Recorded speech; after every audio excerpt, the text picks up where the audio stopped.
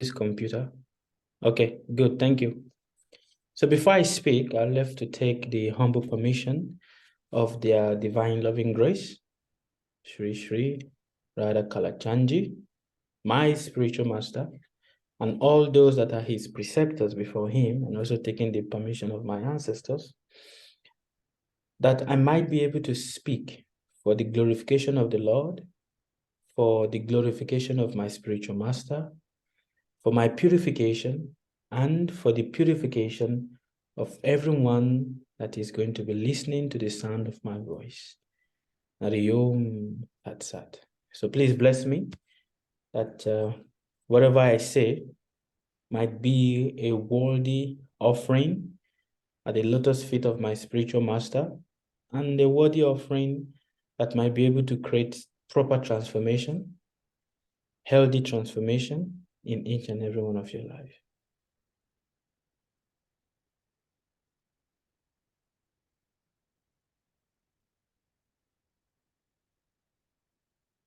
Thank you. Moral value. What do you understand by the word moral value? I believe a lot of you have heard the word moral value, right? Well, what do you understand by this word, moral value? Can you all share your opinions with me? Moral value. What do you understand by it? Yes, Mrs. Winifred.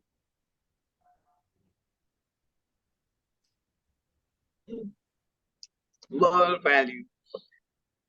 From my own, well, not my own, when we talk about morality, it's the correct standard, the right standard, the uplifted thing. You know, we talk about morality, what is good, it's a positive connotation. A positive connotation. Okay. Thank you. Thank you very much. How about you, Mrs. Ladifa? What is moral value? Moral value has to do with what we experiences with time through the lifetime, and what we acknowledge and know the difference between good or bad, what is good and what is bad. Okay. Okay. That is good. Thank you very much. How about you, Miss Peggy?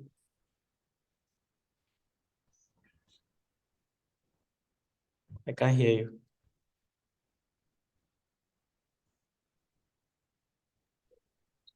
I agree with what she said before me. It's like the ability to make the right decisions. The ability to make the right decision. Yeah. Okay. To create like honest, incredible moves, like to make honest, incredible moves within yourself.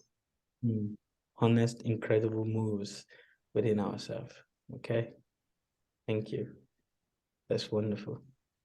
How about you, Mrs. Abby?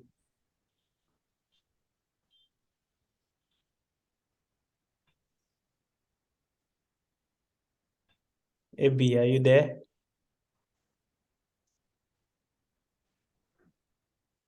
Okay. How about you, Mr. Abraham? Thank you.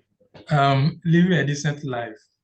Living a decent life, particularly in your environment, including those people around, surround you with the respect, humble.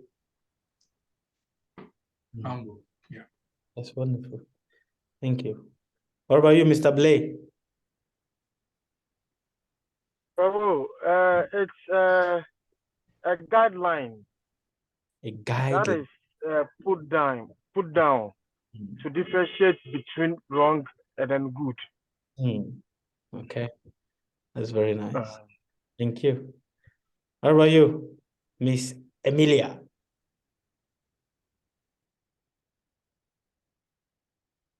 Yeah, what I understand by moral values is just like when you say immoral and you say moral. So the advantage, the good sides or the advantages of the good things in life. Mm. Yeah, that's what I understand about moral values. The beauty, the good things in life. The good things in life. Okay, that's very nice. That's very nice.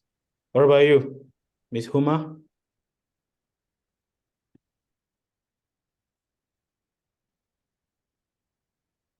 Where is Huma?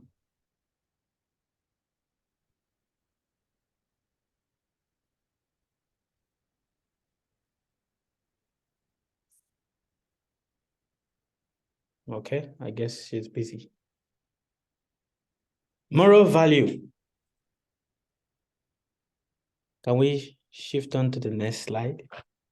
So a lot of us, we've spoken about how moral value is this, moral value is that, what moral value is and what moral value isn't. The ability to follow a set, a set rule, the ability to be able to know what is good, what is bad, and so many things we've said. But moral value, you should understand that the human race, with all its diverse cultures, exists and functions harmoniously based on the principles of morals and values. The existence of moral and value is to serve as a guiding compass for everyone to live a life meaningful with ethics and duty. But over the years, moral value has been watered down to a level that it appears to be lost. In the Bhagavad Gita, Arjuna was faced with the dilemma of moral value. And what is that dilemma? The dilemma is he's in a battlefield. Here, he has brothers and sisters. He has uncles and and cousins. He has everybody here. Now, what is his more? What should he do? If he kills people, the people he's going to kill are husbands of women, and they are also fathers of children. If he kills them, he's practically going against the societal norm by making people, children, fatherless, and women without their husband. In this dilemma, he was perplexed, and he was in that situation whereby he started questioning himself. What is wrong and what is right? What is lawful and what is unlawful? We find our morals in this present day and age, is based on our need and our desire, which ultimately leads to greed. In the dictionary, the meaning of morals and value means to come to perfection. That is the meaning in the dictionary, to come to perfection. Everyone is striving for what? Every one of us is striving to come to perfection. But the question is, to what end? To what end? Ladifa wants to be, perfect. Peggy wants to be perfect. Mr. Blay wants to be perfect. Miss Huma wants to be perfect. Emilia wants to be perfect. Sukadeva wants to be perfect. Mrs. Winifred wants to be perfect. Ya wants to be perfect. Everyone that is listening to the sound of my voice right now, we want to be perfect. But the question is, to what end? A drunkard sees value in drinking, and hence he drinks again and again because he sees there's a value in that bottle. A thief sees value in stealing people's property for himself, so what does he do? He goes to steal again and again. We are bound by this rope of morals and value, which is as a result of our what? Our desires. Now, a question to you. Is there any moral without a desire? Is there any No, value please. without a desire? Sorry? No, please. No. Good. Thank you. The next slide. Arjuna, he said in the Bhagavad Gita, 140. Chapter 140. I want you all to check on your, if you have a Bhagavad Gita with you, you can open your Bhagavad Gita and check it. If you have it. If you don't have it, not a problem also. We've already quote the portion here. And what did he say? He said, when irreligion is prominent in the family, oh Krishna, the women of the family become polluted. And from the degradation of womanhood, oh descendant of Vrishni, comes unwanted progeny. You should understand right now that the society that we live in right now is filled with what? Unwanted population. The society that we live in right now is filled with unwanted population, unwanted children. And a society that is filled with unwanted children, what do you think you're going to get? Disturbance. Disturbance. And why is there disturbance? Because a society, when irreligion is prominent in the family, the women of the family becomes what? Polluted. From the degradation of womanhood comes what? Unwanted progeny. The society is filled with unwanted population because everyone wants to live according to their own desire, not wanting to be held accountable for anything. And that is why you're going to hear people say, I'm going to live my life the way I want to live my life. I don't care what people think about me. I'm going to live my life the way I want to live my life. We can say, I don't like this government. Is there anybody that likes their government? We can say, I don't like this government. I did not vote for them. But we can't break the laws set by the government without being punished. Does it matter if you say you don't like the government? If you can say you don't like it, but if you break the rules and the law that the government have set, what is going to happen? You will be punished. This is the law of the universe. It is a universal law of the universe. When we go against these set universal morals, we will be punished without fail. Everyone has to follow the universal or governmental law. Our liking the law or not has no precedent. Whether you like it or you don't like it, it has no meaning. The existence of morals and value is to help us be, to be a better human, more qualified for God's grace. To say my life, my rule, is simply nothing but foolishness. For none can live life however they see or deem fit. We are all bound by this unbreakable universal law. It is nothing but the truth. For example, we may force ourselves not to fall asleep, but no matter how hard we try, the body is already programmed to obey the law of what? Of nature. In our quest to control our life or live by our own rule, we complicate things for ourselves only. This is the universal law. The essence of moral value is to help us become in perfection. It is to help us come in perfection of our relationship with what?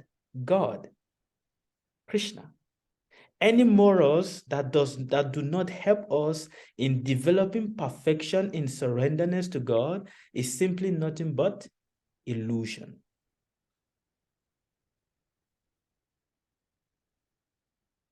And because it is simply nothing but illusion, a lot of us, we are struggling. But before we come to the four cardinals of moral value, you should understand one thing. A man with moral is considered to be what? A gentleman. A woman with moral is considered to be what? A gentlewoman. Morals and value are nothing but the the code that we use in leading and living our life. She's gonna come to that, you know, before we get to the 4 cardinal points. So it is important, it is very, very important that you all understand. Just saying I'm going to live my life the way I want it makes no sense. The question is the way you are living your life is okay, but how is it bringing you in perfection of your relationship with the divine? How is it helping you to seek within and come to the understanding of who you truly are? In the ancient days, you should understand that the ancestors, what did they base their life upon? Morals and value.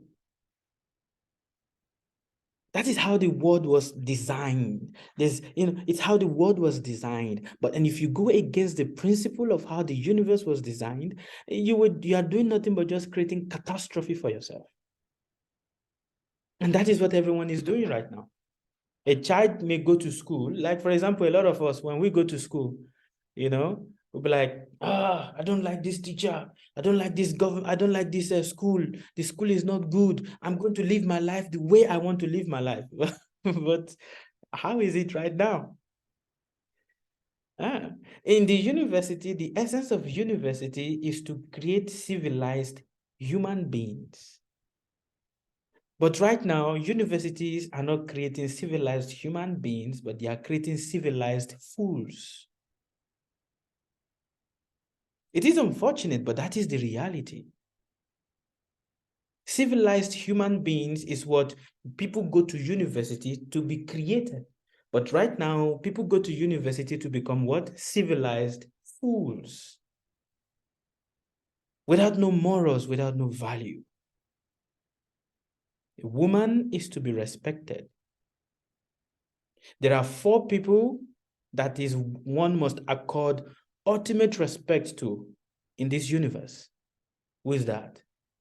1, Mother Earth. The second, your mother, the woman that gave birth to you. The third, the wife of the king. And the 4th, the cow. Why must we accord respect to the cow? Because the cow also acts like a mother. It gives us milk when our own original mother have stopped giving us milk. Yes. How about people who drink goat milk? Should No. we have? Sorry? I said, how about people who drink like goat milk? Should we revere the goat? Oh, no, you don't revere that. That is not revered. People that drink goat milk are in ignorance. Deep ignorance. They cannot get anything. It cannot fertilize the tissues, the soft tissues of the brain. None of it becomes fertilized. It's just ignorance. Or almond milk or soy milk, all the new milk that they have now. Ignorance. Ignorance. Mother cow is to be most respected. So there's no any benefit on drinking coconut milk, almond milk that we are drinking now? What benefit does it give to you? According to the media, they say that it's better than cow milk. Propaganda. Yes. Propaganda. Oh, wow. Propaganda, propaganda, propaganda. Oh my goodness. I had stopped my kids from drinking cow milk. All of them are drinking almond milk. You should drink cow milk because cow milk helps the mind, helps the brain to be sharp. Okay, all right. Thank you. Especially Good enough. when you drink your children should drink warm cow milk before going to bed in the night. Okay. It is Can very you mix it like with chocolate or? warm cow milk. Only cow milk. Okay. So you can't mix it with nothing. You can add sugar, but no need to put chocolate. Just drink the warm cow milk. That itself gives strength. That itself fertilizes the tissue. So that is why it is said respect must be given to the cow, because the cow also acts like a mother.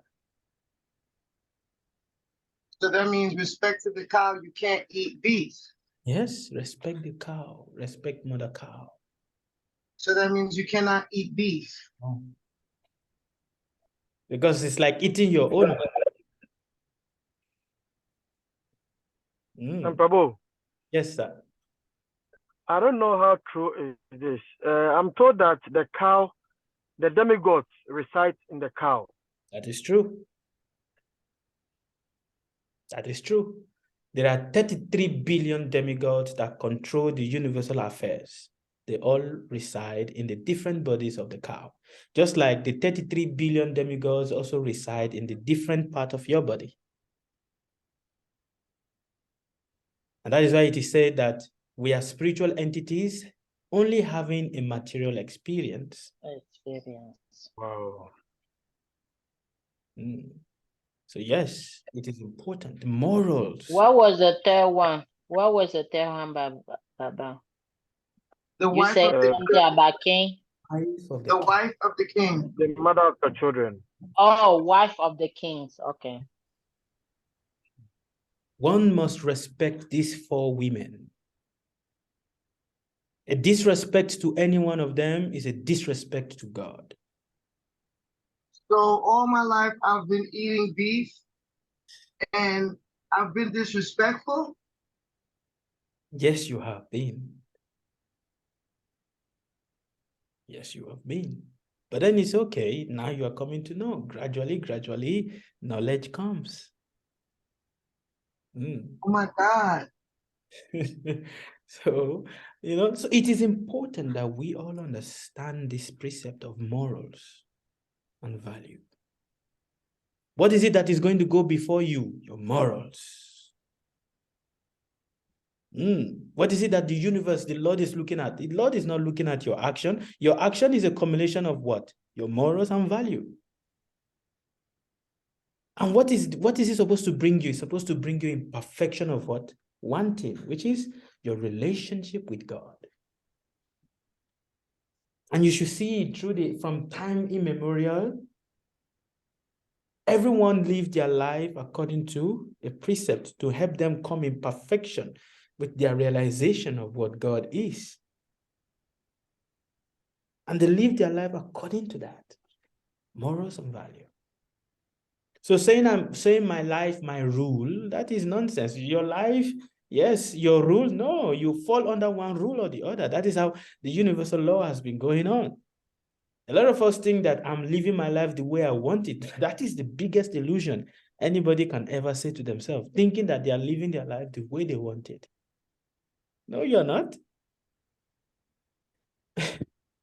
Before this particular test, there was some time ago, we were having a discussion with I was having a discussion with a cleric, a Christian cleric.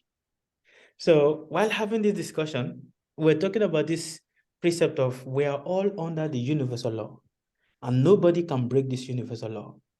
The Christian cleric said, yeah, yes, but God has given us dominion over the universal law. I said, no, God has never given you any dominion over the universal law. You act accordance to the universal law. I said, no. I said, really? I said, yes. So now I ask a silly question, which I'm going to ask right now. I'm sorry. It is a bit graphic, but it is to pass on the message. So I ask him, if your stomach starts rumbling and you are now put under a certain duress whereby you have to go to the toilet, can you say to your stomach, stop rumbling and you are not going to go to the toilet to poop? He said, no. So I said, so what do you mean that you are not under the universal law? So this similarly, a lot of us, we say, I'm living my life according to the way I want it. That is a lie. That is the biggest lie we say to ourselves every day. Can you say you're not going to go to pee? No, can you say, oh, I'm not going to go to the toilet? No, you will even force yourself to go to the toilet. When you don't go to the toilet, you become scared. Oh my God, what is happening? There's something wrong. You know, so we are all bound by this universal law. And there are certain principles that comes under this value, these morals and value. And the first is what? Truthfulness. The four cardinal, meaning the four legs of morals and value. The four leg at which true moral and value works with. The first is truthfulness. Truthfulness means that facts should be presented as they are for the benefit of others. Facts should not be misrepresented. According to society, according to social convention, it is said that when one speaks the truth, it is said that one can speak the truth only when it is palatable to others. No, the truth must always be said. Even when the other person does not want to hear it, you must say the truth. You must what? Say the truth. Truthfulness. Even though you know it's gonna hurt the person. If it is going to be imagine you go to the hospital and the doctor wants to give you a medicine or give you an injection. What is the doctor going to do? He will let you know. I don't want the injection. I don't want the injection. The doctor is still going to give it to you anyway. Why? Because he knows that it is going to help you. Truth should be said, but it should be said in a loving way. Not like, oh, I'm going to tell you the truth. This is what you did. No, not like that. Not in a form of ego. Not in the form of, see what he did. Let me tell him. You know, some of us, we secretly wait for others to make mistakes so that we can hit them with the truth. It should not be like that. Truth must be said lovingly. The manner at which you say the truth has a way of transforming the life of the person that you are saying the truth to. Do you understand? Truth should be spoken in a straightforward way so that others will understand actually what the facts are. If a man is a thief, and if people are warned that he is a thief, that is the truth. Although sometimes truth is unpalatable, meaning truth is not sweet. Truth is bitter. One should not refrain from speaking it anyway. Truthfulness demands that the fact be presented as they are for the benefit of others. That is the definition of truth. Indulging in gambling causes one to lose this basic moral principle of truthfulness. If you gamble and you are thinking that, oh, I'm not doing anything, you are living a life of untruthfulness. So truth, yes, I'm coming to you. Truth needs to be understood in the right concept. What is the truth in life? The truth is you are going to die. Whatever it is you have right now, you are going to die. The essence is you must learn to connect and have a relationship with the divine. That is truth. But when a person is, when the truth is not being said because you are like trying to gain from the person, or like, oh, I don't want to offend the person, you are not helping the person. Truth must be said in a way that it is accepted, not diluted, but understood. It should be said in a loving way. Oh, Ladifa, you know, what you did last time is not good. You know, you did this, you said this to this person. It's not good. According to person, you should not do like that. There's a difference. Not like, Ladifa, you see the thing that you did last time, the way you talk to that person like this, like that, it's not good. You should not do like that. You should. No. That kind of truth, it is truth, but it is not being said in a proper way, and hence it will make the person become more angry towards you. All right. Yes. I was just reflecting on the moral dilemma of truth. Yes. Because many times when you are truthful, you are hated, you are despised by others because it's like, she always, you think you're perfect, and so on. Yes. Also, sometimes the messenger of truth can determine whether we readily change our attitude and our behavior as against, somebody come to yourself might be not a morally upstanding person. Now they come in to say to you the correct thing. It's like, I'm not going to listen to you. So it's like the messenger of truth sometimes can bring about a different reaction from the person. That is very Those are my experience. Yes, that is true. The messenger also. Now, what makes the messenger of truth accepted or not accepted? The moral, the character of the messenger. You may be saying the truth, but if the character is not genuine, nobody will want to take such a truth. Character. Why do you think people trust? Why do you think people fall easily prey to the hands of people that is cheating them than being helped by people that can truly help them? Why do people fall easily into the hands of cheaters? Why do people fall? Because they know how to talk. They know how to talk. They know how Yeah, to they cajole. They say the right words, they tempt. Con artist. Eh? Con artist. Con artist, yes. Character. So the truth must be said as it is, but not in a way that makes the other person feel, oh, once upon a time. But sometimes, even if you say the truth nicely, lovingly, you take time to put it together in your mind. The person is still looking at you like I don't know who she thinks she is, because she thinks that, or they'll tell you that's your truth. That's not my truth. Yes, that is true. That And is, sometimes they will not accept it right away, but with time, Or they, 2 days later, they will understand. They will say, this thing that this person said to me, it makes sense now. Sometimes they know that, like me, sometimes you say something to me, I will not say yes right away. But when I go home with all the situation, I will say, oh yes, what the person said was true. or you tell them the truth, and instead of absorbing it, they're like, well, how about you? What about you?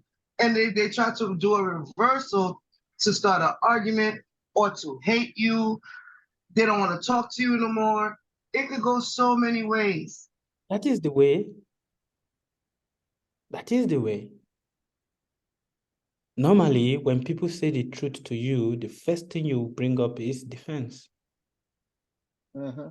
Why? Because the ego is so loud. When the truth is being said to a person, the first snake that brings up his neck is the snake of the ego. Why are you saying the truth to me? The snake of and the snake looks for something to bite. That is the nature of the snake. It is vengeful. When you touch a snake, it wants to bite you. So it's the ego. Why are you saying it? No. Just like an argument between a husband and a wife. The wife may be telling the husband, what you are doing is not good. Don't do it. You're going to fall into trap. But because of the snake of the ego, the husband is going to, hey, why are you telling me like that? What do you know? And then when the husband fall into the trap, they're like, you thought it is like that. Similarly, the same thing. When a mother is telling the child, don't do this is wrong, but the child is like, the snake. So when people tell us the truth and the first thing we come about is a defense thing, a defense mechanism, that is, you should understand immediately that that is the ugly snake of your ego trying to rise up. Yes, but I see this anime because I like to see a lot of they say anime. How do you say in English? Anime, yes. Yes, a little Krishna, Mm. where the offer they did some offering to the god, the demigod that helped with the water to fall. Yes. So little Krishna asked them not to for him. He think that it's better to give offering to the Mother Earth Yes. than to give to them because he's doing his duty. Yes. And he was mad and he got angry. He said, okay, I'm going to destroy these people. I didn't really understand the concept when he was explaining why to the Mother Earth instead of the other demigod. I didn't really get that part, but I grabbed a little bit of it. That is good. Thank you. Yes, Indra is the god of water, rain. He's doing his duty. So Krishna is saying, why worship him while he's only doing his duty? Rather, why don't you give the praise to the person that is doing twice the work of giving you the produce, which is the Mother Earth? And what is the difference between Mother Earth and the Indra? There's a difference. Indra is the god of heaven. The heaven that people want to go. The heaven that people want to go and enjoy. He is the god of heaven. God of heaven, the God of all. And the Mother Earth she take care of us, produce food for us. Yeah, okay. All right, I understand now. Whatever Okay. you give to her, she multiplies it. Okay.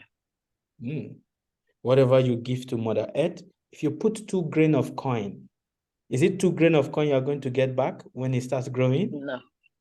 You get hundreds.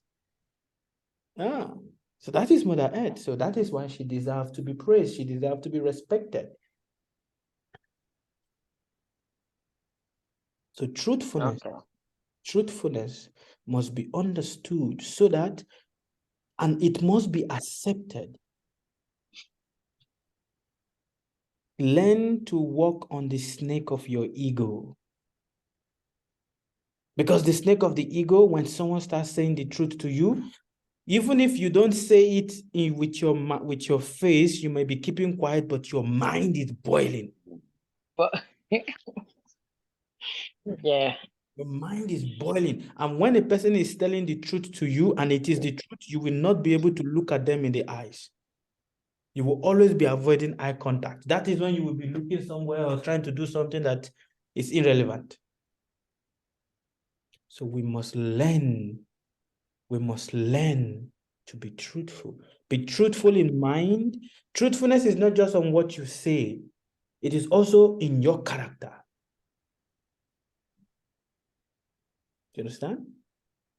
Is everybody hearing me? Yes, Papa. Truthfulness is not just in what you are saying, but it's also in your what? In your character. It should be the same with your mind. What you say must reflect what you do. Leave your talk. Do you understand? Leave your talk. This should be something all of you should write this and put it in your house that you can see it every day. Leave your thought. No, leave your talk. Oh, okay. Meaning, whatever you say should be the same thing you are doing. Walk it like you talk it. Yes, walk your talk. Very good. Whatever you say must be the same thing you're doing. Not like you are telling people A, but you are doing B. Or you're telling people C, but you are doing F. Live your talk. Walk your talk. Your internal dialogue must be the same with what you do outside. For you to get here, you must learn to be truthful. That is what it means. When we say a person is a pure person, what do you think it means? Oh, They live their talk. They live their talk. Meaning they are sincere. What they do, what they say is the same thing that they do. They don't say B and then they are doing C secretly. They are transparent. Oh, this is a pure person. It means the person is transparent, is truthful. What he says is what he does. So this should be your, write it and paste it in your house. Make sure you see it every day. Live your talk. Be truthful. The second cardinal point, cleanliness. Cleanliness. Cleanliness is of two kinds, external and internal. External cleanliness means taking a bath, keeping the surroundings clean and organized. Internal cleanliness means to keep the mind pure. In other words, free from lust, greed, anger, whimsical thoughts and envy, indulging in illicit sex with opposite sex, increases the impurity in thinking. Being engaged in illicit sex, one becomes bound with too many illegal and immoral means to satisfy the lust, which by nature can never be satisfied, and which burns like fire within the heart. One should strictly avoid illicit sex by thought, speech, and action in order to be peaceful. In every culture, there is the institution of marriage, and regulated sex life under the institution of marriage is not immoral. Let us talk about cleanliness. That is the second feat that moral value works upon. One of the easy ways people get possessed is by dirtiness. Do you hear me? One of the easiest way that people get possessed by bad spirits, ghosts, and all of that is by what? Dirtiness. Sorry? I was repeating it. Yeah. By dirtiness. A lot of people are dirty. Externally and internally. The thought that plays through their head is dirty. And in this way, it becomes difficult for them to truly connect with the divine within them. And there are precepts. Let me explain one thing to you right now. Whenever you go to the toilet, you must take your bath. Whenever you finish from the toilet, you must take your bath. If you don't take your bath, you are attracting bad spirit to yourself. You must understand this. Anyone that goes to the toilet and you defecate and you don't take your bath immediately, you are attracting bad spirit. And you go and look at the life of people like that, their life is restless. Their mind is restless. There's no mental stability for them. Why? Because they are attracting negative energy. So there must be cleanliness of the body. There must be cleanliness of the mind. How do you clean the mind? Is there like a brush that you are going to use to like scrub the mind of the dirt that, is there? There is no physical brush, but there is a subtle brush. And what is that brush? It is by constantly calling on the name of God. Constantly. Because the mind, you see, when you start calling the name of God, when you start reciting a particular mantra that helps you call on the name of God, the mind will fight you. It's like, imagine entering a house that has not been cleaned for 100 years. And in that house, there is a rug. The moment you take the rug and hit it, what is going to come out? Dust. Dust. Dust. Yes. So cleaning the dust of the mind, oh my God. It takes effort. But how do you clean it? By hearing. By what? Hearing. Yeah. Hearing anyhow? No. Hearing attentively and selectively. You must be careful what you hear. You must be careful who you hear from. Because some people, they are like their tongue is like it's like that of a snake. When a snake touches a milk, is that still a good milk? Or is it poisonous milk? It's poisonous. No longer. Similarly, be careful who you listen to, who you hear, what you allow to play in your subconscious, because all of this is deposited into your mind. It is all deposited. And every deposit compiles, and compiles. Cleanliness of the body, cleanliness of the mind. Avoid illicit sex. Illicit sex. In this day and age, it is very difficult because it is considered that a boy is like a butter and a girl is like a fire. Whenever you bring a butter and fire together, what happens? It melts. The fire melts the butter. So the association of boys and girls is like bringing butter and fire together. It melts. And in this day and age, it is very difficult because everybody mingles together. Fire and fire, butter and butter. So that you get it?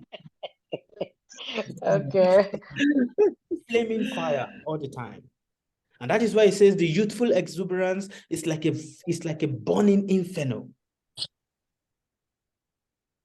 Youthful exuberance is like a burning inferno. It is burning. And the lust is also like a burning inferno. Burning. Why? Because the butter is melting into the fire. It gives the fire more strength to burn. So in the institution of marriage, why was the institution of marriage put? It was put to help regulate sex. That is why it was put. But nowadays, who cares? Nobody cares for this. Nowadays, people don't come together because they love each other. People come together because of what? Let's have sex. Pleasure. Lust, yes, lust. Strong lust. And that is why when that lust starts fading away, then you see the two people that looks like they were so much into each other, they start fighting with each other. Because what? They get together with what? With lust. And a lot of marriage is based like that. And that is why you see what? High divorce rate. People get married in 1 day, in 2 months, they are getting divorced. Why? Lust. Is it something that goes like generation curse? No. It's not more like a generation curse. It is more like the disorder of the mind. When the mind, yes? So I was gonna say that I see that the media, period, pushes sex in every way, in music, in TV. Like when I was younger, you wasn't even allowed to kiss in a movie. They used to make, like, when you see them going like this, and then they cut the scene, and they leave it to the adults' imagination. Now, it's certain TV shows on the regular TV, you see breasts, you see booty, you see active sex acts. So when you can't be around your kids all the time, the music, their friends in school, it's like a propaganda for sex. Yes. This is true. It's hard to escape. It is very Just hard. like gay sex, and like they're just pushing everything on this youthful generation. Yes, this is very true. And that is why you must teach them with proper morals. Because the morals is what helps them to navigate all of these different emotional roller coaster that is going to come their way. But when there is no strong morals, when there is no strong principle that is being set from the very beginning, then it becomes difficult. It's like a bamboo that is being pulled left, right, center, going left, right, center. They have no focus. They have no direction. And unfortunately, that is what is happening, right? And why is this here? It takes us back to the first point where Arjun said in the Bhagavad Gita, said to Krishna, "Oh Krishna, a society where women are unprotected, the women become what? Degraded. When women become degraded, they are taken advantage of by what? Unscrupulous men. And when unscrupulous men takes advantage of women, what happens? You have unwanted progenies. You have unwanted population. That is what is happening. A society where there is no elder, where there are no, there are no seniors, there are no elders. And the elders are there, they don't even know how to pass on the right knowledge to the next generation. That is the society we have right now. A lot of the young ones don't respect the elders. Because the elders... They're like, oh, please, you old. It's not the same time when you was young. You old. You, like, whatever you're saying is like, times have changed, Grandma. You're old. You don't understand the new times. That is the truth. This is how the society is right now. Through the passage of time, so much has changed. Yes. With the advent of television and social media, so much has changed. Because I remember, when in my time, we grew up with this innocence. And when you say where baby come from, I remember my mother telling me it come in aeroplane, and you believe. Now we can't have our children grow up now in that kind of innocence, because they will go down a path of doom. You really got to tell them about the friends. And I have girls. So I have to tell my daughters about certain friends, because I know having certain friends will feed certain information into them, into their space, and all of that will corrupt, to me, their minds. I don't allow them to go to certain activities, because in certain activities where there are certain people, certain energy will come in, will intervene in their space. So sometimes you had the conflict because everybody else is going and the parents are sending them, so you now look like the ogre. So sometimes that, that is the conflict. But then as they grow older, I found that I have to do less talking, because they now can have the knowledge, and they too can make choices. And then you hear them saying, well, she did so and so. You hear, when you eavesdrop, there is a powerful thing as a parent to eavesdrop on them, and you hear they say, well, she did something that is so wrong. And so that makes me understand, well, okay, the talking perhaps was not in vain, because they now can make better choices. But that is good about the cleanliness of the mind, because the space they're in, the friends, what feeding into them can affect them. That is true. Yeah. Thank you. That is very true. Yes, indeed, true. But also, that is also why we must also teach by our own example. Don't tell a person, be clean, but you yourself, you're not clean. You must also show by your own example. The best way you can teach a person is not by how much you repeat the word to the person. The best way is by your own example. So cleanliness of the body is very, very important. Cleanliness. By learning to clean your body, you will start learning to clean your mind. And to clean your mind, you must be careful who you listen to, what you hear. Be mindful. Be cautious. And there are certain principles that attract all these negative energies. There are some times you will stay and all of a sudden you start getting some thoughts that is not your thought. Like you just start thinking some negative things like, where did this come from? This is because of what? Some certain disorderly negative entity that is around. And what attracts these negative entities? When the body is dirty. When the body is dirty. And that is why it is important.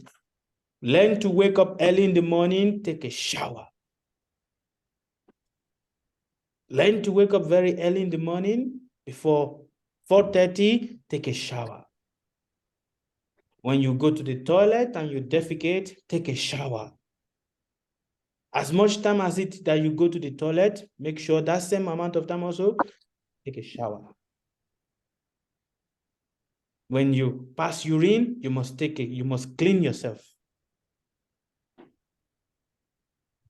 It is important. Yes, please. Yes. What if you're not at your house when you defecate? You can't take a shower in certain places. What if you are not in your house when you defecate? Yes, this certain times, certain things like this happen. At that moment, you should know that your body is full with dirt. When you get home, quickly go to the bedroom and shower. But try not to defecate outside of your home. Try not to defecate outside of your home. If you are traveling, it is better you travel with a light stomach than going to eat all the things that is there in the plane. And then you have to go to the toilet. Because people go to defecate on the plane and make the whole back of the plane stink. And it's like, where are they going to shower? So you shouldn't be among them. Well, if you can't afford first. Cleanliness also means being careful what you eat and who you eat from. Understand? Being careful what you eat and who you eat from. It is important. So apply this culture that whenever you go to the toilet, you take your shower. This should be your culture. This should be the second thing you must put in your room, in your house, that you make sure you see it every day. Cleanliness of the mind, cleanliness of the body. Make sure. One more question. In a house with a lot of people, let's say my son has to defecate, but he has to take a shower. Now his sister needs to defecate while he's in the shower. She can't wait. How does that work? Like, because in order for me to implement it, I have to have a set way to make it work. Get a bigger house where there's two toilets or toilet. Eventually. So in a situation where there's no two toilets, just one toilet everyone is managing with the same bathroom, then no problem. They just have to hold it a bit. And when the person finishes, they go inside. They do their business, they take a shower. Everybody must take a shower when you finish. When you learn this culture, apply this culture, the mind, you push away negative entities around from you. All right. I'm not able to see other people, so I don't know if there's other questions from others. I'm only able to see Miss only one screen. Okay, I'm able to see people now. Any other question? I've not had question from Emilia and Abby.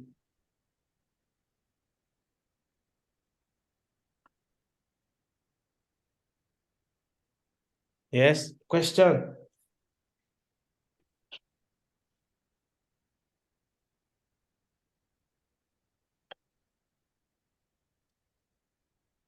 You guys are still thinking. Okay, no problem. So, Prabhu, Yes, Mr. Blay. Apart from water, what else can we use to cleanse ourselves? Water is the best cleaning source. Okay. In this day and age, water. In ancient days, there are 4 forms of cleansing. There are 4 types of bath. There is the bath by ash, using ash to take a bath. It's not like you're using water, you're just pouring the ash all over your body. That itself is one form of bath. It's called vibhuti snan. And there is the bath by sand, using sand to take a bath. Okay. That's called bhusnan. And then there's the bath whereby you use water. That is called jala snan, using water to take your bath. And then there's the bath using fire. Hey. Yes. Yes. There is a bath using fire. There are some people that are yogis, mystics that use fire to take your bath.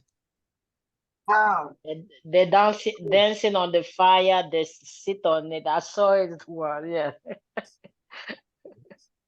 There's a fire bath. And there is a smoke bath where people use smoke to take their bath.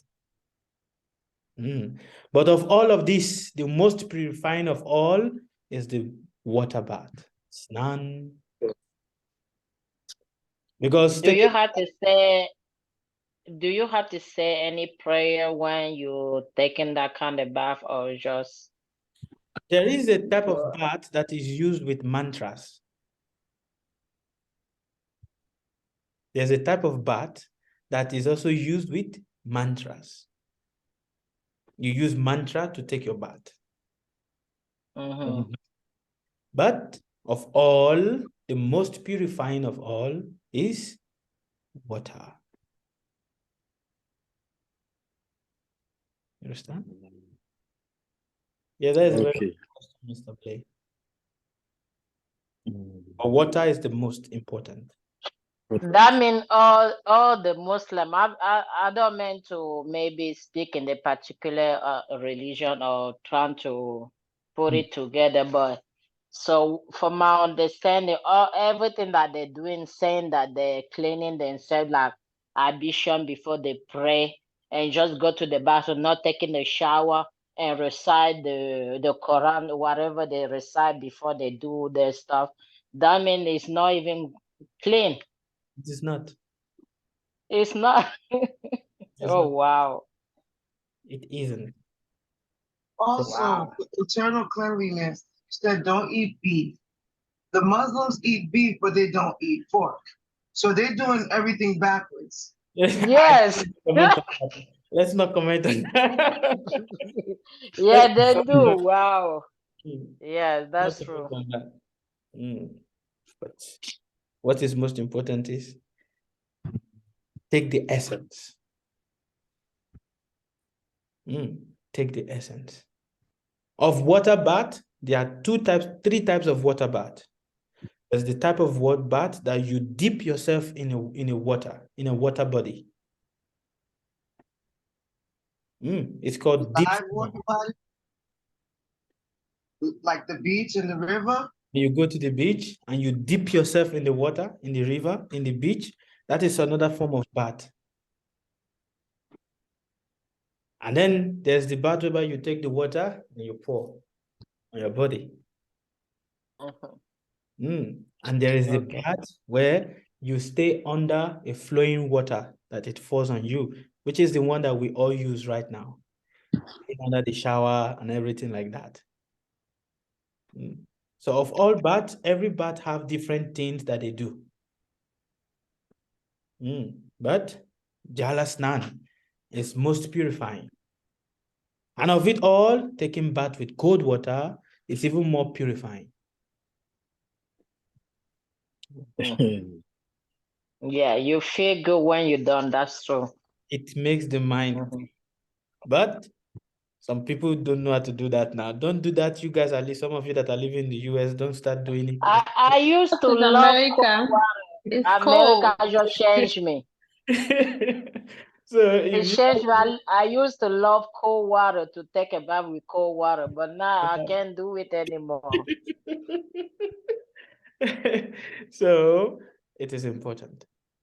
So, Prabhu, Yes, sir. what about if it's raining and you stand in the rain and then bath? Yeah, that is good, but it doesn't purify. Okay. It doesn't? Mm. Oh, Wow. But it doesn't. we learned a lot of things today. Wow. I used to do that a lot. I always thought that it purify you. No, it doesn't. Oh. Can you tell us the difference between when you dip in the water, when you pour the water on your head, and when showering? What are the meanings of each one? Okay.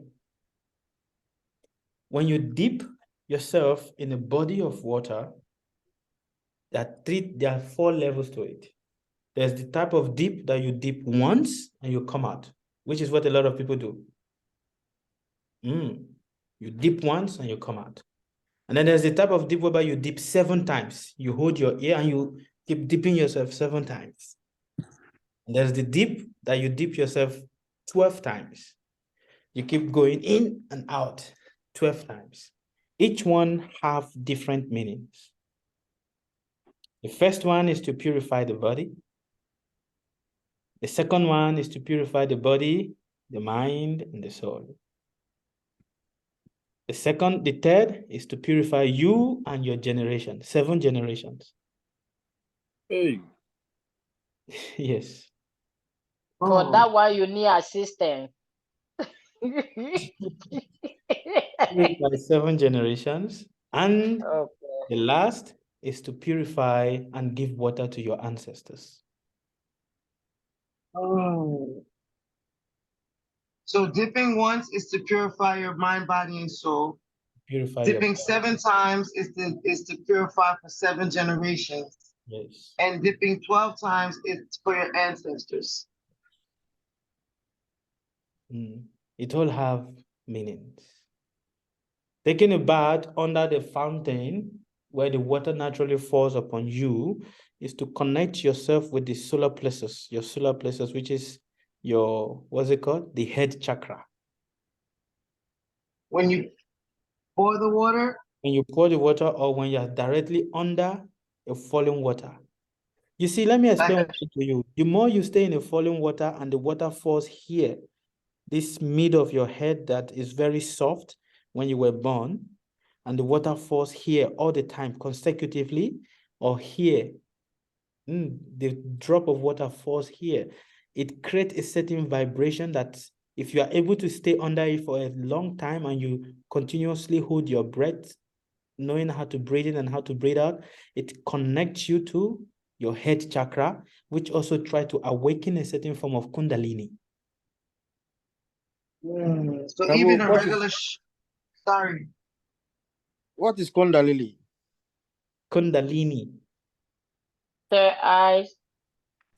People call it third eye, but it is more about the spiritual, essential element of your existence. You understand? And this is what a lot of people are looking for. But now, is it the same as witchcraft? Sorry? Is it the same as witchcraft? No, it is not. The third eye. Okay. No, it is not. Ask yourself, why is it that whenever you are sitting in the toilet or when you are in the bedroom and there is the fall of water on top of your body or on your head, that is where you are able to think?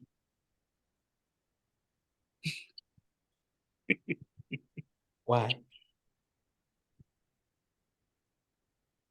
Wow. So you mean even showers, right? Like regular showers? Yeah, regular showers, in another word, it's basically like an adaptation of water from the... Like a waterfall. Yes, it's an adaptation of that. So cleanliness is important. And avoiding illicit sex is also very, very important. You didn't say the one when you pour the water on your head. When you pour the water on your head, that is a different type of snan. There, it is basically used to push off and ward off negative energies that may follow you. Whenever you go to a crematorium or to a cemetery, don't enter your house without first cleaning your body.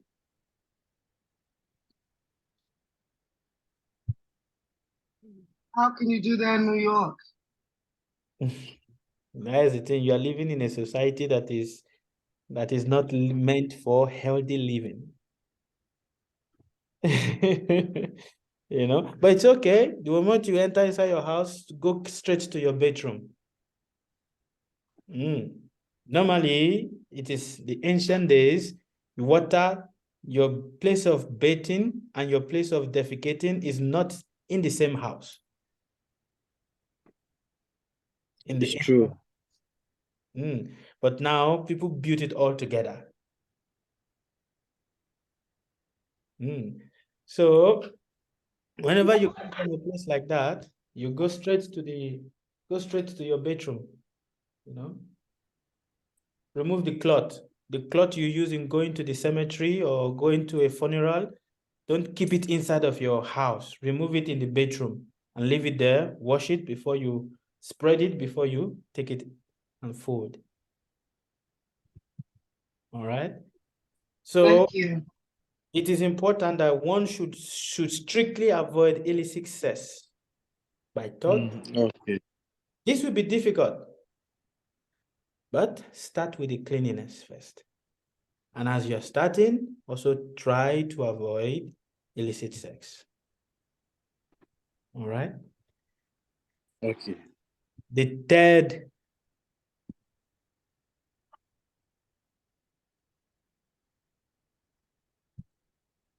non-violence. The third leg that is this vehicle of moral value stands upon is what? Non-violent. Okay, sorry, there's a question by Mr. Abraham.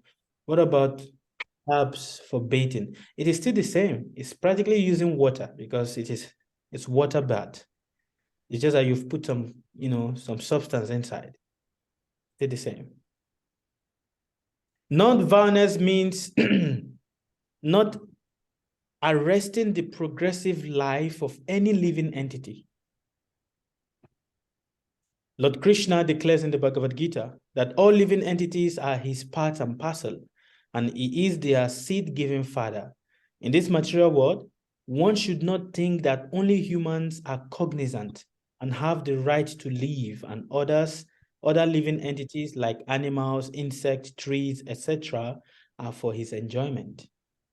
People are now addicted to eating animals, in spite of having an ample supply of grains, fruits, and milk, for which they need not kill any tree or animal. There is no necessity for animal killing. Such eating of murdered animals leads to the loss of feeling of compassion, not only for the other living entities, but towards humans too.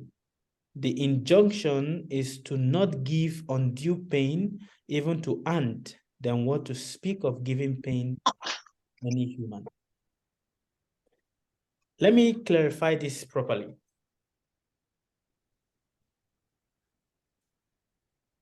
How do you feel when you eat a food that is rotten? Sick. Disgusted. Disgusted. But isn't that the same thing that you all do when you kill an animal and you put it in the fridge for some months? Is that not already rotten? It won't last in my fridge for months. Even if you leave it there for weeks, is it not already rotten? Oh, it is frozen, so it's not rotten. No, that is a dead carcass. Who eats dead carcass? So you have to be a vegetarian? Who eat dead carcass is a question. Who eat dead carcass? Vultures. Oh, you all are vultures.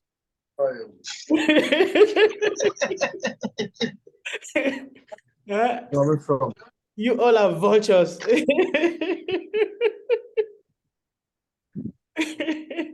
Huh?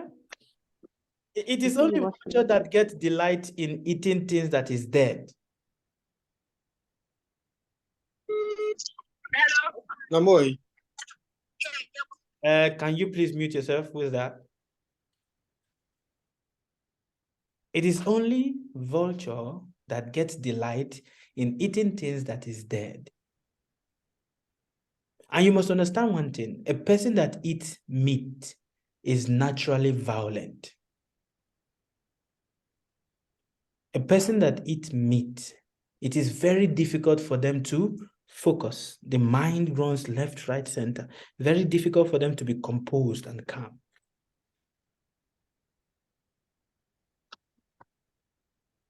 So non-violence, just like, how will you feel if I take your child, I killed your child and I eat your child?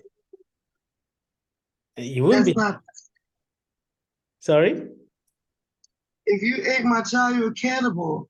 Oh, so if you're eating the child of another person, what does that make you? A cannibal. So all of you are cannibals. No, because we don't eat people. How do you know?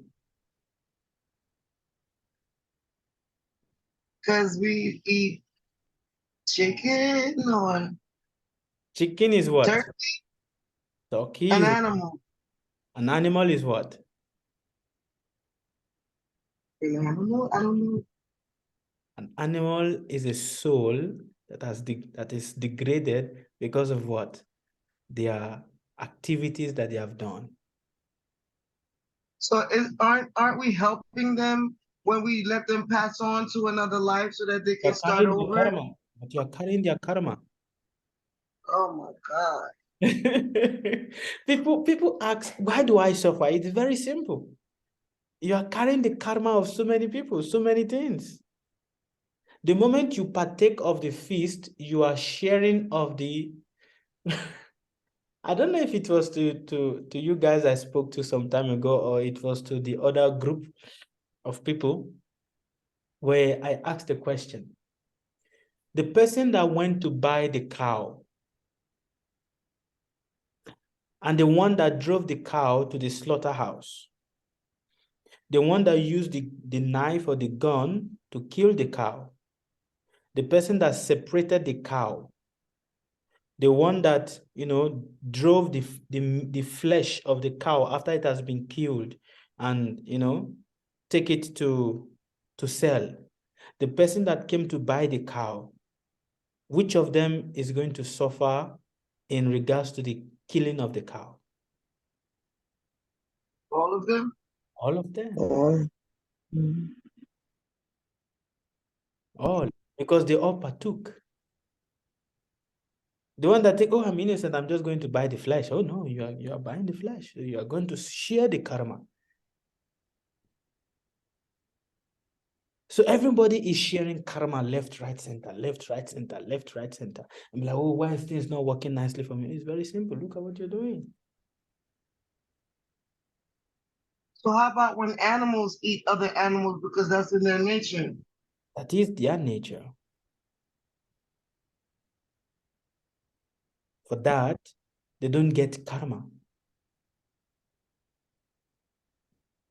Yes, they don't. If a tiger goes to eat or it goes to kill another animal, it doesn't get karma for that.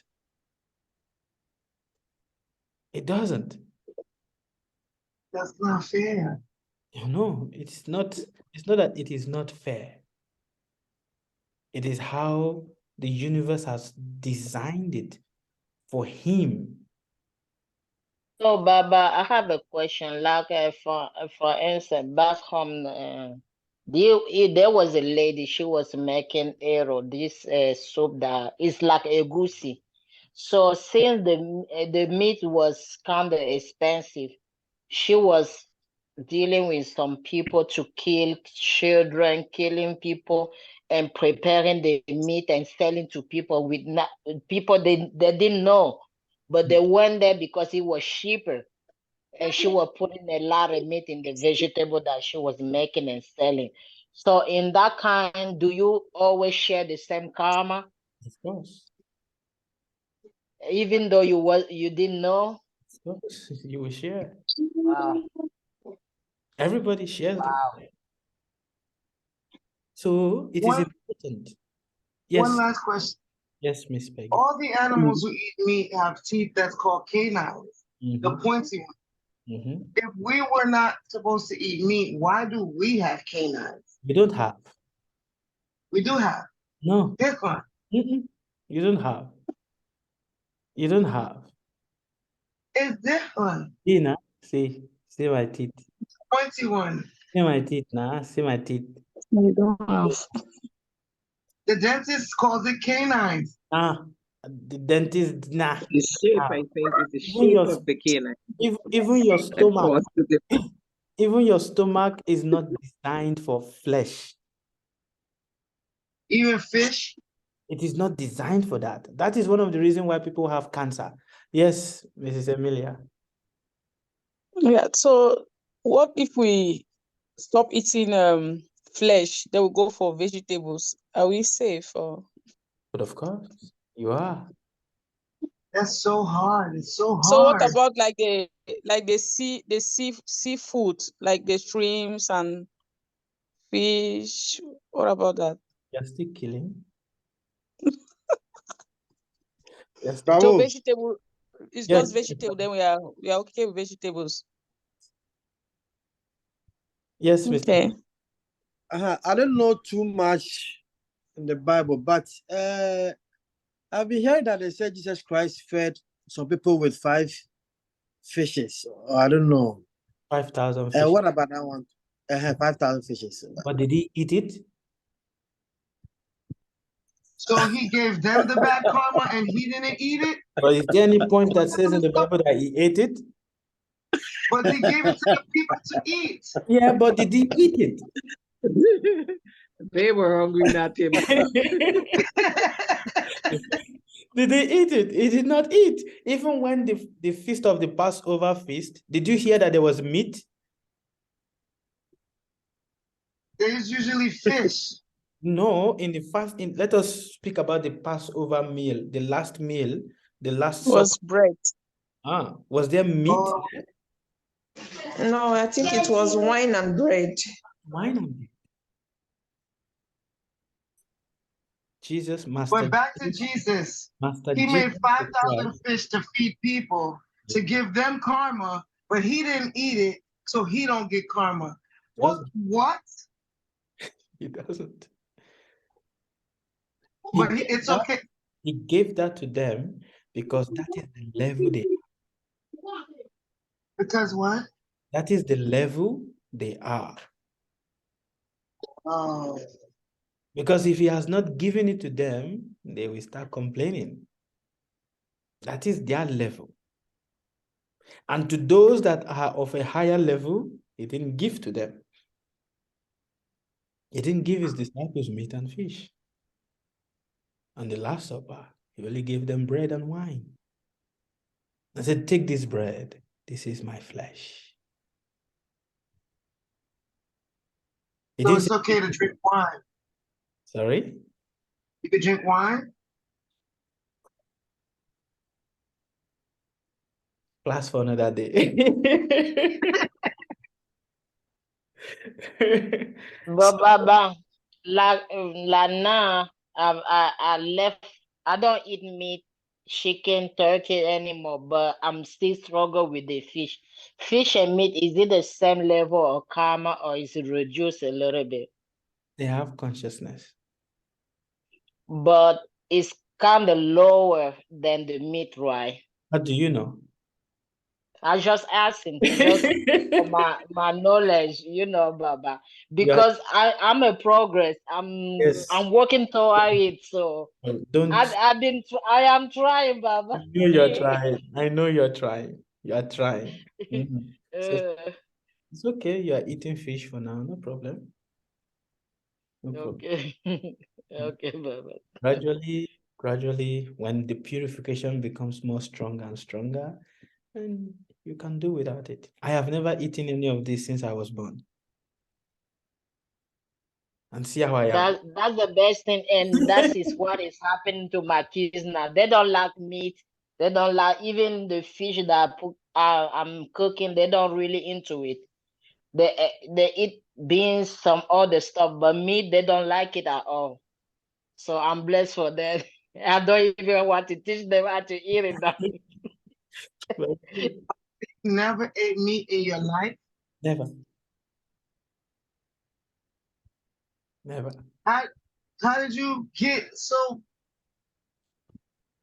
Drink Milk, Cow's milk. cow milk, and real peanut, cow milk. and peanut, and peanut. Yes, real cow milk.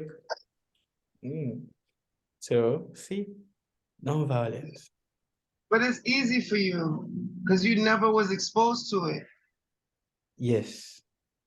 So I understand how it is, but do not worry. Everybody is a work in progress. Now you know. So gradually work on yourself. Okay? All right. Why do we say that people that eat meat, they become more violent towards others? It is a fact. Because when you take meat, you are also partaking in the blood of that meat, of that animal. And because you are also eating the blood, understand that your consciousness does not pass through your flesh, it passes through the stream of blood in your body.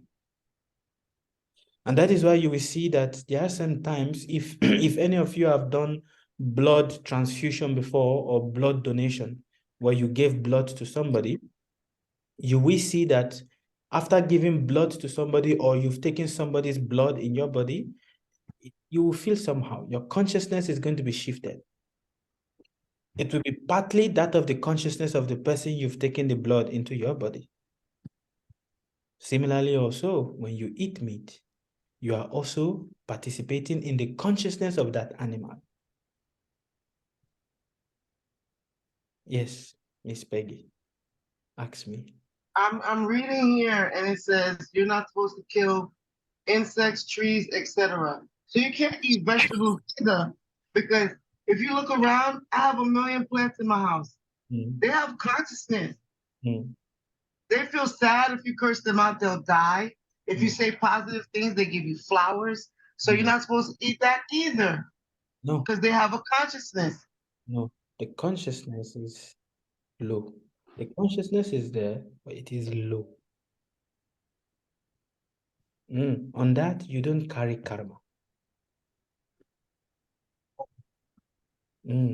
Because the consciousness in the Bible, what did it in the book of Genesis, what did it say?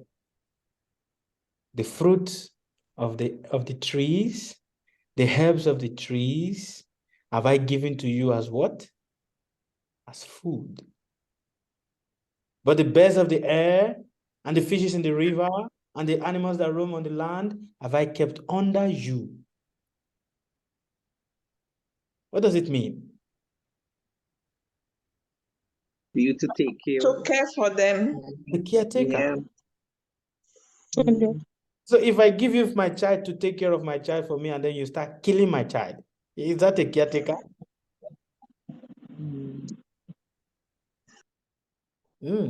Is it I have given to you to do what? I've put under you. But the trees, the fruit of the trees, the herbs of the trees, the plant have I given to you as food. So in the spiritual life before, people were animals, all sorts of animals. So why were they not like plants, tree, mango tree, pear tree? People were also that. Based So on it's wrong for us to eat from there. No. It isn't. Why? Because the consciousness is low. It's very low. It's even undeveloped. Understand one point. Why do people become trees? Why do people become trees? People really become tree, Baba? But of course. Trying to get to mine. Huh? Is it for a Is soul, it- a soul reincarnation to experience life in one place? I No. call it. Why No, does my Is it that you have a low my depth phone messed up. So Why that's why does they call me so I can get to the things. I want to find their office number. hello? Miss Huma, can you mute yourself?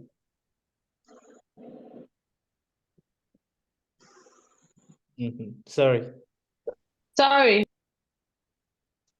Why do souls become trees? Souls become trees because of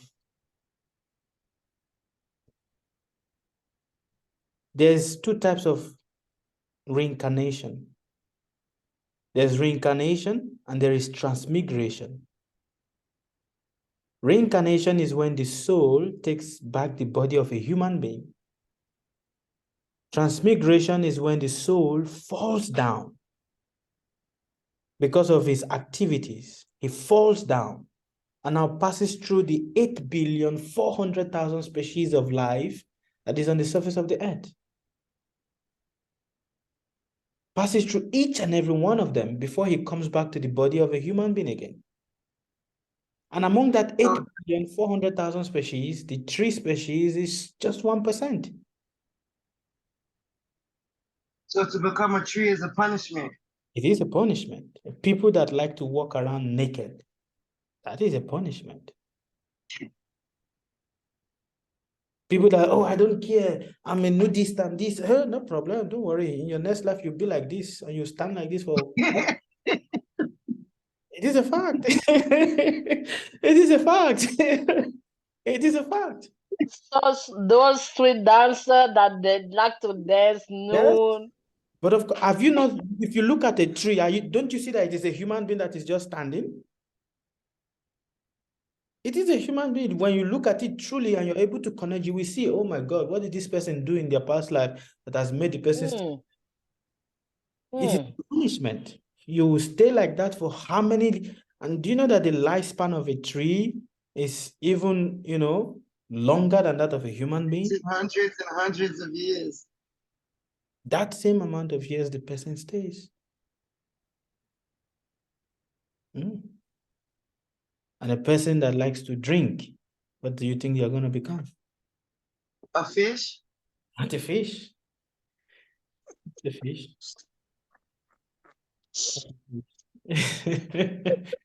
That's a fish. People that like to drink, they become a hog in their next life. Become a pig. And they will be busy all day drinking what? Dirty water. Become a pig. What about dog, Babia? Why you become a dog? Dogs are people that are Be too attached. lucky someone will take you in their house. Yes, people that are too attached to their house, too attached to their families. They become dogs. And cats? It is still the same thing. Okay. The same thing. Then people become tiger, those that have killed people in their life. So the soul falls down. They are called the killers of the soul. The worst thing you can do to your life is to kill your own soul. How do we know the animal that we used to be? That'll be good to know. Very simple. Look at your leg. Oh. It is very simple. How? Your leg tells you what it is, the animal that you were in your past life. Or in your previous... Your toes or your leg or your leg? The leg itself. Your leg and your feet together. Some people are monkeys in their past life. Their leg is like that of a monkey. I can't get it. My legs are straight. My toes are curved.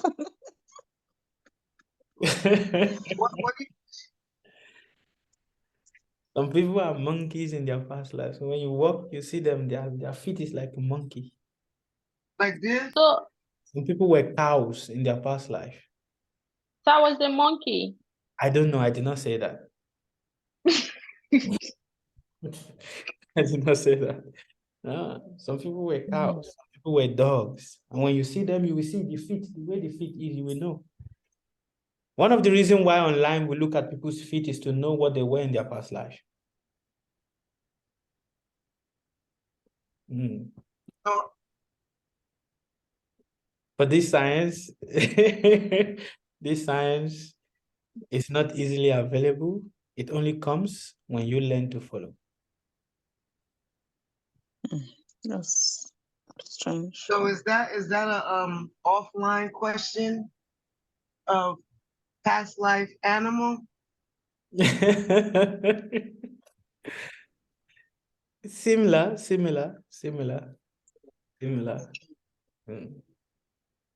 So, non-violence also means non-violence in speech. Non-violence in speech. Before you speak to anybody, you should ask yourself, what am I about to say to this person? How will it help the person? Non-violence in speech. Non-violence in behavior. Some people, they have a way of behaving that even if they are not saying anything, but their behavior is very intimidating. It looks like it is a bully to the other people, We must be careful of this. All right? How about your kids? If you're like, hey, you're gonna get pow.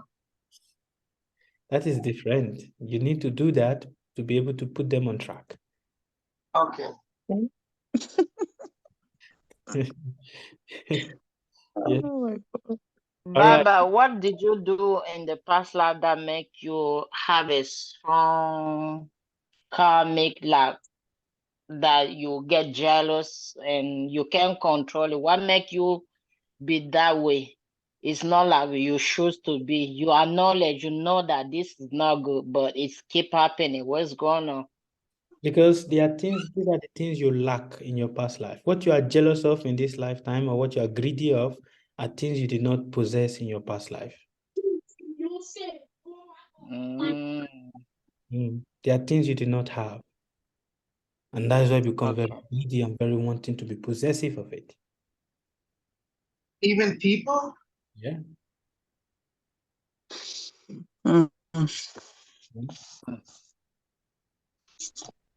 So understand also the planet Saturn. That is what shows your greed. Everyone has greed in them, including me. But the quantity and to the level is different because of the consciousness. So what is greed? Greed is that thing that you don't have enough. We are always greedy of what we don't have enough of. If you don't have enough money, you are greedy for money.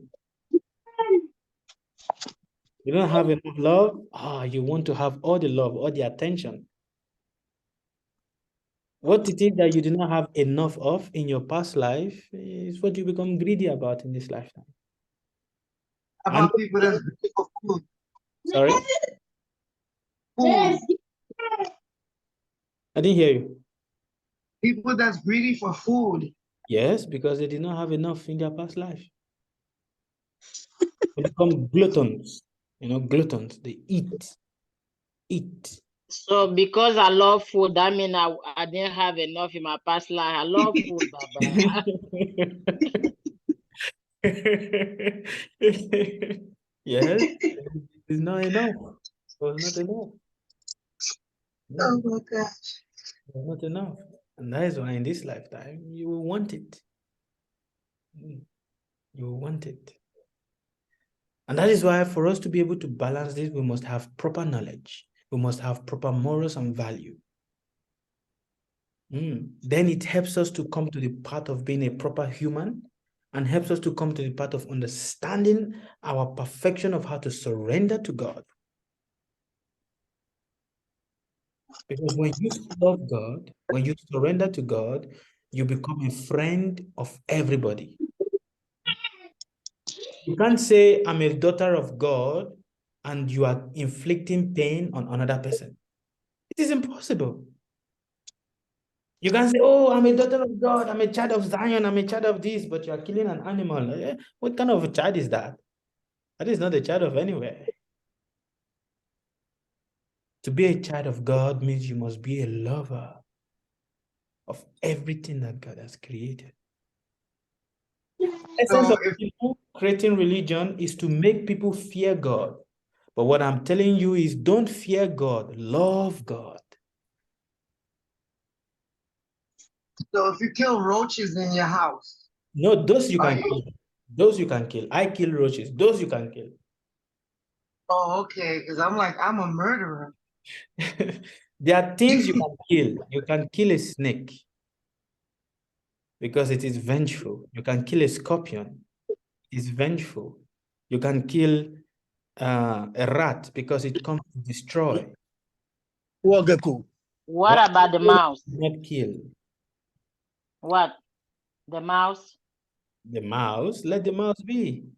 But there are some mouse that are poisonous. Anything that is poisonous, you should kill. And what about wall gecko? Wall gecko is not poisonous. It's not doing you anything. I will kill it. I thought I said when you sleep, they come to kiss you. Huh? They come to lick your I heard that when you sleep, they come to lick your mouth. Are you? Where did you hear that? This is the first time I'm hearing this. I heard it. What about some human beings? Some human beings are wicked, they are violent. But do not kill them. What if they're trying to kill you? What about they try to kill you? What if they try to kill them? What if they're attacking you and they're trying to kill you and then it happens? Defense, self-defense. There are instances where you can apply violence, but in overall, violence must be avoided. Once upon a time, there was a saint called Narada. Narada is a wandering saint. He walks around singing about the glories of God. So one day, he was walking and he saw a very big king cobra. And this king cobra, everybody is terrified of this king cobra. Whenever people see that the king cobra is coming, people run. And then Narada said to the king cobra, why are you terrifying the life of other people? The king cobra said, well, this is my nature. My nature is to terrify. Narada said, no, you should rise above this nature and just be a devotee of God. The king cobra said, okay. Yes, Guruji. He accepted Narada as his spiritual master. He said, okay, Guruji, whatever it is you've said to me, this is what I'm going to do. Narada said, okay, Tatastu. Ashiribad. God bless you. May your desires be fulfilled. And he went on his way. This snake, holding tightly to the word of his guru, became a renunciant. He renounced violence. And it happened that when people came to see that this snake have renounced violence, they would take a stick and they will hit him. Fight back. The children will hold him by the tail and they will fling him and fling him, swell him and throw him away. Fight back. And they started taking stone and hitting him. He would not fight back. This snake remained under the tree where he met his guru. He remained there for years, just doing his meditation and concentrating on the divine, not disturbed. But people every day, they come and disturb him. They will take a stone, they will pelt it on him, they will do everything on him. He wasn't saying anything, he wasn't fighting. One day, his guru came back again. His guru goes around, Narayan, Narayan, Narayan. And then his guru came and saw his disciple. His face swollen, he's so emaciated, his skin peeling off. It's like, what has happened to you, my disciple? He said, my dear teacher, you told me not to do violence to anybody. And because I am not doing violence, all these people, they maltreat me, beat me, slap me, push me, and I'm just not focusing on what they are doing and just trying to focus on God. And then the guru said, you fool! You fool! I told you not to fight, not to have violence, but I did not say you should not defend yourself. I told you no violence, don't bite people, but I did not say you should not raise your hood up. Yes, you don't bite people, yes, but raise your hood up to scare them away. Then the snake understood what his teacher was teaching. Oh, Guruji, I did not know. So the guru went. Now, next time the children came, because they thought that the snake is a soft snake. Next time the children came and they wanted to, he raised his head up. And all the children ran away. Hey, he's going to bite us. He's going to bite us. He ran away. So, it is important that we know when to apply violence, when not to apply violence. Violence should be applied if it's for your defense. But if it is not for your defense, do not apply violence. Understand? If a person comes and starts saying, I'm going to fight you, you can, hey, I'll fight you also. But don't fight. Or just raise it up, push the person away. Violence. When should you apply violence? There was a great monkey called Hanuman. You heard of him? This monkey. Yes, Mr. Blake. Allah is one of the deities. Yes, Hanuman is a deity. This monkey was so powerful, but he's a devotee of Lord Rama. There was a demon called Ravana. This demon came to kidnap the wife of Lord Ram. And Hanuman flew over to the kingdom of Lanka. Have you heard of Sri Lanka? You've heard of the country? Yes. Yes. This monkey flew over to the kingdom of Sri Lanka. And he spoke to Ravana. Hey, you rascal. How dare you kidnap an innocent woman in the absence of her husband? You fool. He insulted Ravana. But understand, Ravana has been given a boon. He has 10 heads. And he has been given a boon that he cannot be killed by anything. And Ravana is so powerful that when he laughs, the heaven trembles. This is how powerful Ravana is. So gigantic that one arm of his, it takes over the whole planet. But this monkey said to him, you fool, how dare you kidnap an innocent woman? How dare you kidnap a woman in the absence of her husband? You are a cheat. And this is the same thing. Any man that comes to speak to the wife of another person in the absence of her husband is a cheater.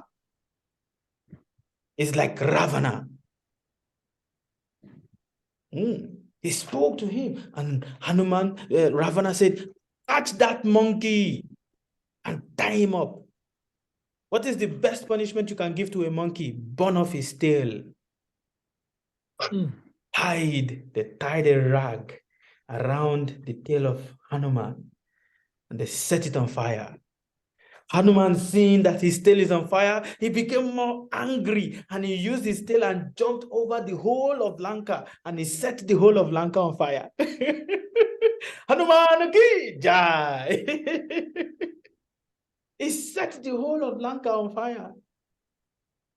And Ravana was like, where's that monkey? That monkey is coming here to destroy my whole palace. He set it all on fire. Why? He used his anger in the right way. In the Bhagavad Gita, what we are reading tomorrow, which we read every Sunday, Arjuna, he's a fighter, but he does not want to fight. Why? Because he's in a process of moral dilemma. What is right? What is not right? And God is telling him, use your anger to fight. Your anger should be used for the right purpose if it is for the glorification of God. But any anger that is not for the glorification of God is not right. So when you're getting angry that somebody is saying this to me, ask yourself, this anger that I'm having right now, is it justified?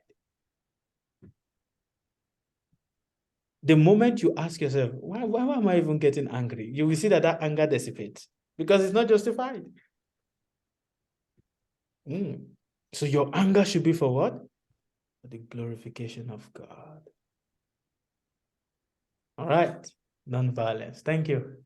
What's the last one? Austerity. What is austerity? Austerity means voluntarily restraining oneself, voluntarily restraining from immoral acts and acting in good ways, even if it is painful. One must restrain himself from indulging in bad habits like illicit sex, intoxication, gambling, and meat eating, even if it appears a little difficult. One should practice austerity in every way, in body, mind, personal behavior, and dealing with others. Bodily austerity means not talking nonsense and not eating meat or anything that is not good for the upliftment of the soul. Mental austerity means restraining the force of lust, anger, and greed. One should treat others the way one would treat himself. Austerity of speech. Don't speak things that is nonsense. Every day, a lot of us, we speak, but our speech is like the croaking of a frog. A frog is croaking, but croaking is inviting death to itself.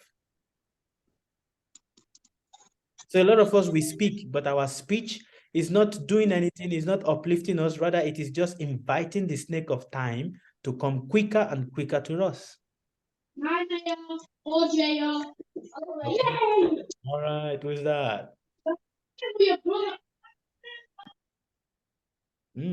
Our speech is inviting death to ourselves. So there must be austerity of speech. There is no short of speech. Everybody's throat is itching them to talk. Everybody's throat is itching them to talk. Even a baby is speaking gibberish, but the mother is saying yes, yes, oh, okay, gibberish, but the parents are saying yes, yes. Speech. We should be careful what we eat also. Austerity is a voluntary fasting. On this note, I would like to bring to your notice that if you guys are willing, twice in a month, there is going to be fasting. And this fasting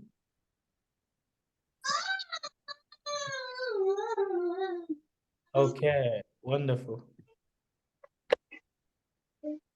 This fasting is for your benefit.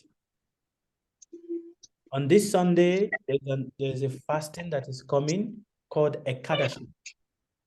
A fast that happens every fourth of Sunday. Okay, can you mute yourself, Miss Emilia? Thank you. A fast that is to happen every fortnight, every 11 days. And this happens twice in a month. If you observe fastings on these days, it will help you a lot. And there are some physical benefits, there are some material benefits. Now, I understand that not everyone has the capacity to fast, but you can try. So I will send a notification on Sunday to inform you guys, on Saturday, which is tomorrow, to inform you guys of the fasting that is to happen on Sunday and how you guys should fast it. All right? How long? What time does it start? It starts from Sunday till the next day. Monday. Like in the morning, 6 o'clock or midnight Sunday? Starts from midnight Sunday till the next day. But not everyone can stay without not Till Monday. Till Monday morning.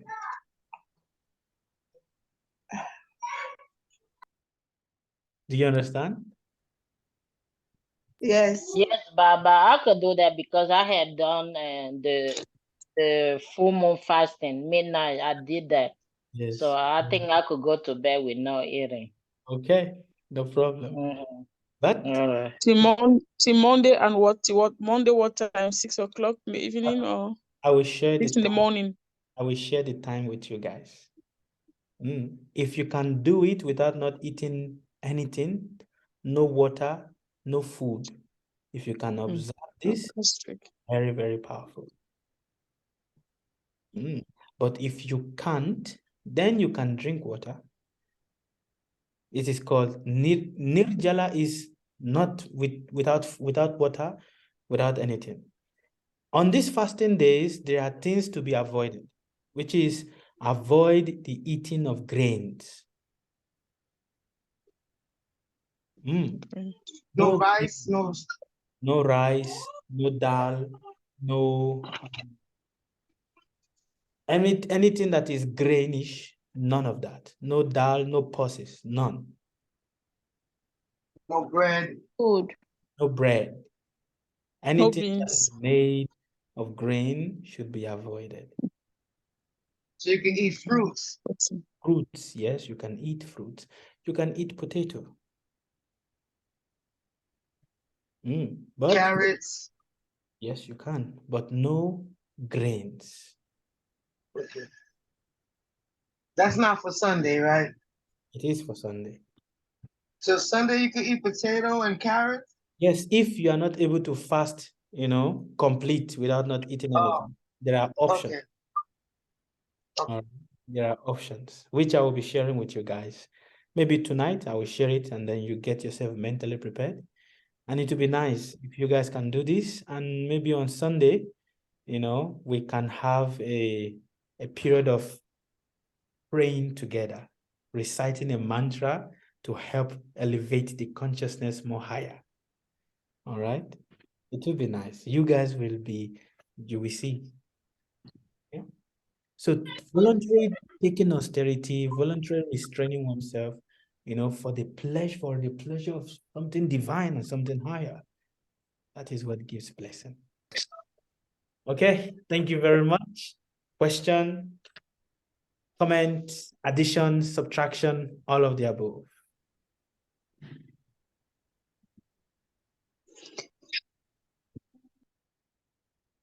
So all of these things that you're saying, like, stopping eating like meat and stuff, if you can't just it's hard. And You can start crying, but it's a whole lifestyle change, and it doesn't happen overnight. Are you wrong for like not just saying, "Hey, I'm gonna throw all the meat out of my freezer," and If you do that, if you throw all the meat, Good one. if you do that because you heard me said, oh, that if I said no eat meeting and everything, and then you go and take all the meat out of it and you do that, it's just a matter of time you will bring them back again. because it's a process. Yes. It's a Thank you. process. That's true, it's the process. I had tried many times before I get to now. It's like 4 months that I haven't eaten any meat. Very good. So, but before that, I did like 2 weeks, 3 weeks, a month before I went definitely into it. Okay. Doing that, you will see that your mind, things that gets you triggered does not get you easily triggered. You know, you're more a bit calm. You don't know why, but you're calm. You know, so yes, to that gradually. Yeah, it's not gonna be easy, but you could do it. Yes, renunciation should not be with ignorance, it should be with intelligence. To Renunciation. throw everything out the freezer is ignorance. Yes. Don't be a force. It's like renounce. It's like, for example, there are people that's like, oh, you know me, I'm a man of God. I don't like money. I don't like money. But the mind is craving for money. But that is not a renunciation. It's like looking at a mud. On the surface, it looks dry, but when you pierce it with a stick, it is wet inside. So on the surface, it looks like, oh, I don't have any feelings. I don't have any attachment. I don't have anything. But inside, there's a lot of attachment. Renunciation is done with intelligence.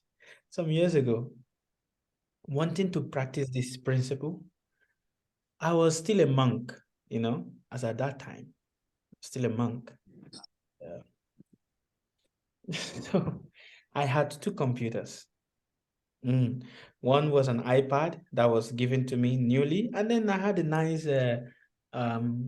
HP computer. So I have this, my elder god brother.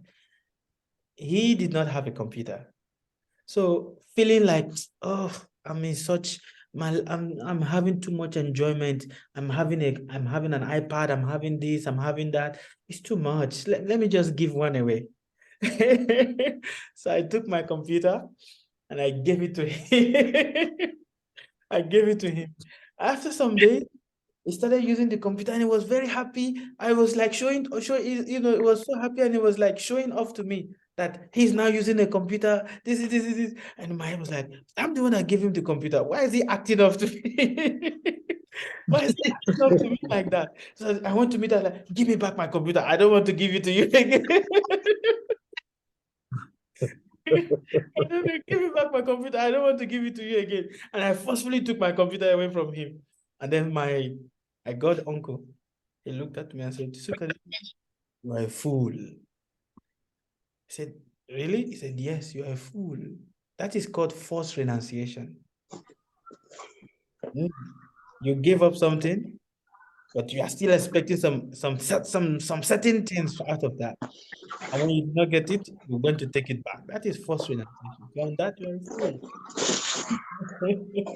So please, No, you put your shoe there. It's not with good. intelligence. White. All right. Not good. And That's you, why information from that is science setting. Don't, I'll put it outside for you. Also, Baba, yes. about the other thing that has nothing to do with the class, can I write to you? Yes, you can. Thank you. All right. Any other question?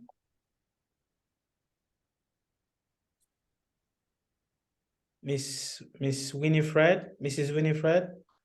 I missed the part coming to the end. I had to deal with Okay. comment, you know, Okay. time and so on. I had to deal with something. But thank you for the enlightening class today. Thank you. God bless No you. questions. Miss Huma, I did not hear your voice. Is she there? Sorry, sir. I'm here, sir. Yes.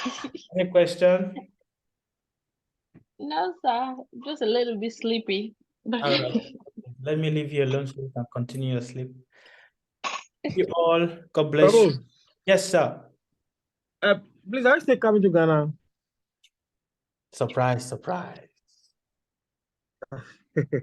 Surprise, surprise. When you see me, you see me. Yes. When you see me, you see me. Okay, Surprise, surprise. I understand. All right. I understand. Thank you. Okay. God bless you. Thank you very much. Have a God wonderful bless you day. too. And, may the Lord bless you all. All good Mhm. wishes. Thank you, sir. Bye. Bye. Thank you.